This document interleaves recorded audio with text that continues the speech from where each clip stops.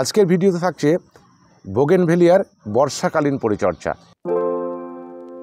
এই বর্ষাকালীন পরিচর্যা যদি সঠিকভাবে না করতে পারেন, আগামী যে শীত থেকে শুরু হবে বাগান বিলাসের বাহার, সেইটা কিন্তু সে পাবেন না। কি পরিচর্যা আমরা করব, সেই সঙ্গে সঙ্গে থাকছে বাগান বিলাসের যে সমস্যাগুলো হয়। আমরা শখবশত লোকাল ভ্যারাইটি, তার সঙ্গে সঙ্গে বিভিন্ন থাই ভ্যারাইটির গাছ অনেক দাম দিয়ে কিনে ফেলছি। পরবর্তীতে গিয়ে আমরা দেখছি সঠিকভাবে আমরা গাছ তৈরি করতে পারছি না, ফুলও পাচ্ছি না। তো এই ভিডিওটি যদি সম্পূর্ণ দেখেন তাহলে আপনি বুঝতে পারবেন যে সত্যি বাগান বিলাস কত সুন্দরভাবে করা যায়। বর্ষাকালে সব ভ্যারাইটির ফুল বাগান বিলাসে পাওয়া যায় না। দেখবেন ম্যাক্সিমাম গাছ এখন বৃদ্ধিতে ব্যস্ত থাকে বৃষ্টির জল পেয়ে, আর কিছু কিছু ভ্যারাইটির ফুল আমরা লক্ষ্য করি। প্রথমেই আমাদের যেটা করতে হবে, আগাছাগুলোকে দমন করতে হবে। সমূলে উপড়ে ফেলুন আগাছাগুলো, গোড়াটা একটু খুঁচিয়ে দেন। দ্বিতীয়ত আমরা যেটা করব, চুন ব্যবহার করব। এটা হচ্ছে পানে খাওয়া চুন, খুব সহজলভ্য।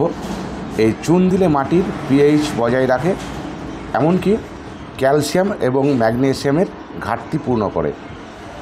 এছাড়াও এর মাটি শোধন, বিভিন্ন অপকারী ব্যাকটেরিয়া জীবাণুকে ধ্বংস করতে সহায়তা করে। এবার কথা হচ্ছে চুন আমরা কতটা দেব। খুব বেশি হলেও ক্ষতি হবে, কম হলেও ক্ষতি হবে। পানের বোঠায় যতটা উঠবে, একটা 10 ইঞ্চি টবের জন্য একটা বোঠা যতটা হবে উঠবে যথেষ্ট। আমরা একটু জল দিয়ে গুলে নেব চুনটাকে। এবারে এই জলটা আমরা গাছের গোড়ায় দিয়ে দেব। তবে বর্ষাকাল যেহেতু, আপনারা চাইলে টবগুলোকে একটু ঘরে রেখে শুকিয়ে নেবেন। তৃতীয়ত আমরা রাসায়নিক সার ব্যবহার করব। এনপিকে 15-15 সুফলা।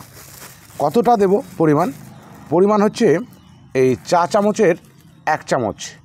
পুরো আমরা 10 ইঞ্চি টবের জন্য ছড়িয়ে দেব, যথেষ্ট 1 চা চামচ।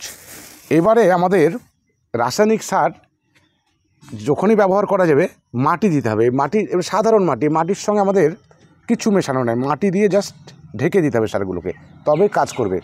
না হলে বেশিরভাগটাই নষ্ট হয়ে যায়, কাজ করে না।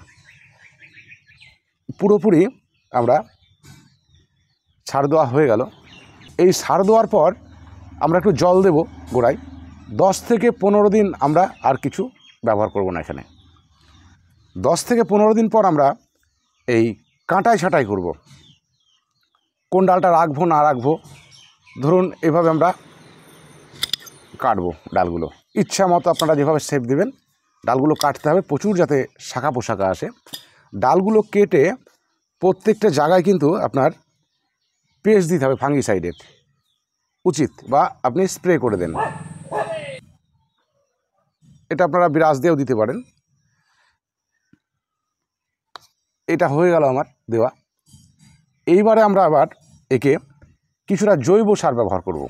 আজকে জাস্ট আমি দেখানোর জন্য সঙ্গে সঙ্গে করছি, কিন্তু এটা আপনারা 10 থেকে 15 দিন পর জৈব সারের মধ্যে কি থাকবে, হাড় গুঁড়ো, শিং চাচা, নিম খোল, সর্ষের খোল, লেদার গুঁড়ো, বাদাম খোল, এই সব মিক্সচার। তো এইটা দেখবেন বিভিন্ন নার্সারি বা ফার্টিলাইজারের দোকানে একটা মিক্সড সার কিনতে পাওয়া যায়। এই উপাদানগুলোই থাকে এর মধ্যে।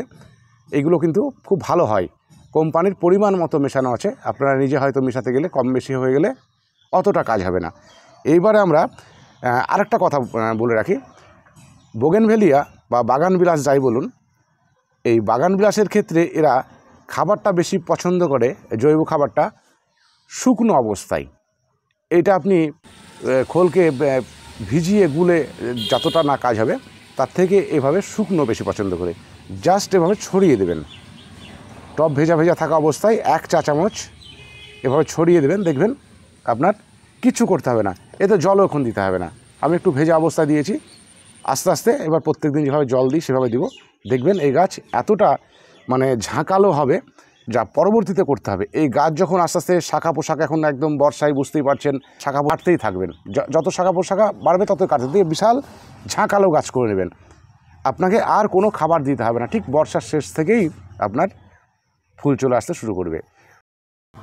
এবারে সাধারণ যে সমস্যাগুলো হয় তার মধ্যে অন্যতম হচ্ছে এই যে শিকড়গুলো পচে যায়, পচে গিয়ে যে কোনো, দেখুন একটা শিকড় আছে, এই শিকড়টা আছে, এইটা পচে গেছে, এইটা আছে, এদিকে সব পচে গেছে, মাত্র একটা শিকড় আছে, গাছটা একদিকে হেলে পড়েছে।